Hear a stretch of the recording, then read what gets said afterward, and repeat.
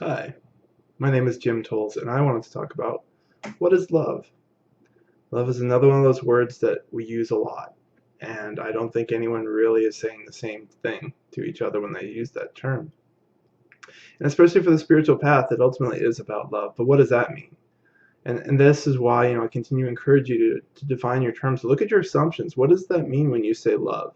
What does it mean when I say I love you? That can be like the three scariest words for some people to hear when somebody says they're loved by somebody. Like, this means I have to do this or be that way, or we have to have this type of relationship, or you see what I mean? There's a lot with that, or with love with like family, right? Or it's obligations. Like, well, I have to love them. They're my family. This is this real resistance to it, and really a lot of anger and tension and all sorts of things wrapped up in it. And it's really an important process for everyone to unpack what love is. Because ultimately, at the heart of the spiritual path is doing what you love and just being love, being in that space of love. When I use the term, what I'm saying is love is unconditional acceptance.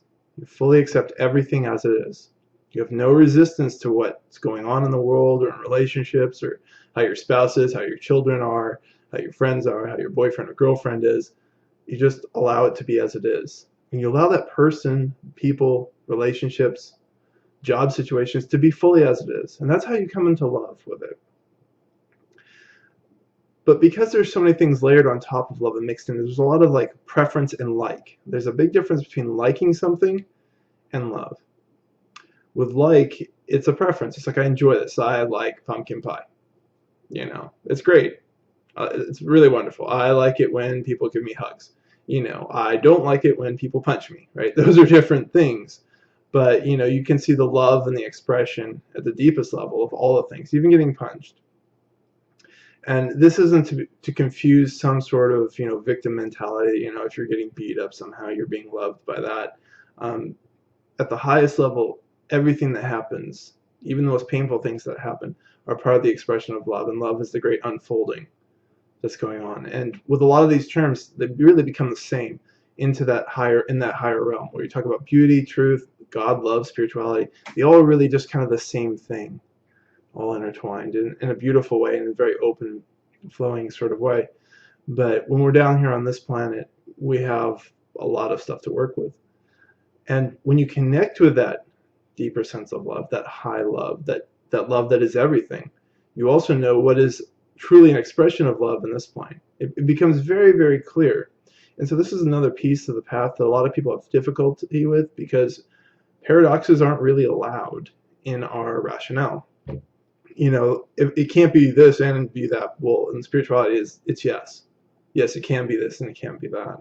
And the more you understand what love is, the more you come down and you bring that awareness into yourself, into your body, into your life, you can see what things aren't love. And so getting punched in the face usually is not appropriate. Maybe there's a situation where that is the expression of love that needs to happen. And that's a high level sort of thing to say. And you can't come to it with the ego sense, well, I'm just, loving them or something like that. It's like, because the ego wants to manipulate these things, right? It wants to say, well, Jim said this, and so that means I can just go do whatever the heck I want, and that's still love. And no, it's not. And it's not. And you're lying to yourself. And that's another important piece in all this stuff, is that with love, there is a very, very strong awareness of what is true and what is honest. And you can't manipulate that.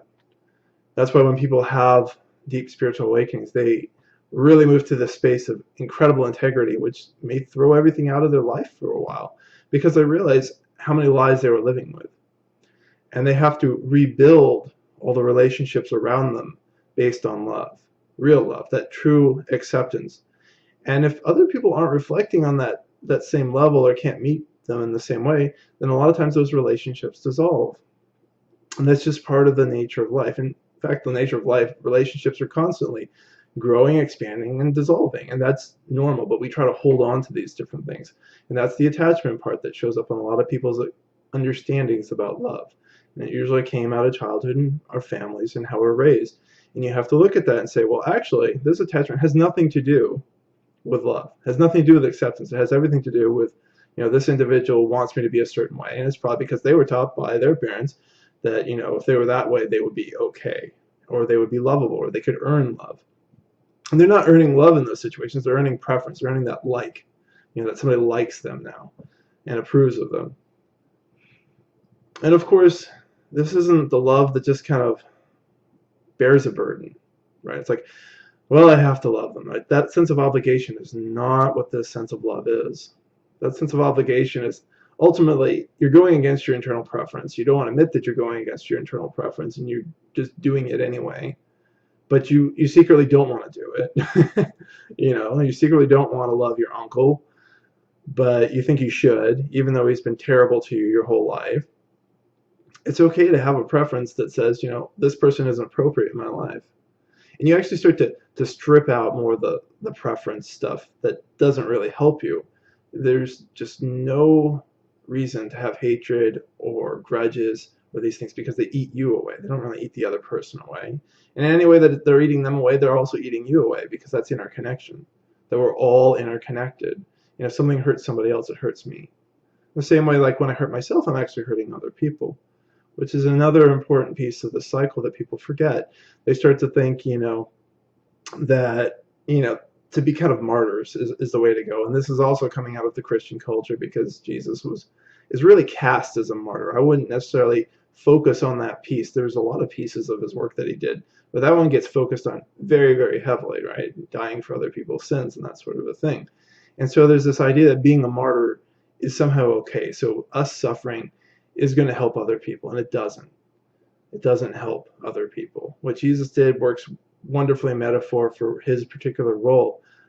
But with love, we come into the space of self-love more and more, where it's like, what feels appropriate and healthy for me in this life? How do I want to share myself with others? How is it inappropriate to be shared?